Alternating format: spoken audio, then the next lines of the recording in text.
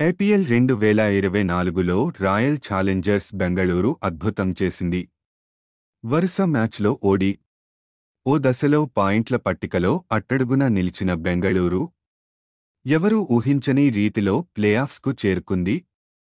శనివారం రాత్రి చెన్నై సూపర్ కింగ్స్తో జరిగిన మ్యాచ్లో 27 పరుగుల తేడాతో గెలిచిన ఆర్సీబీ 0.067 రన్ రేట్ అంతరంతో టాప్లో చోటు దక్కించుకుంది.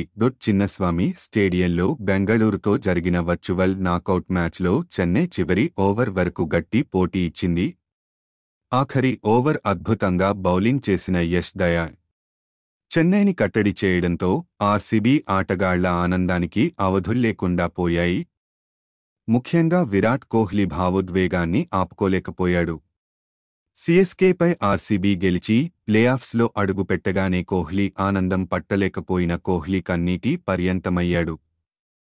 విరాట్ ఏడ్చేసిన వీడియో సోషల్ మీడియాలో వైరల్ అయ్యింది.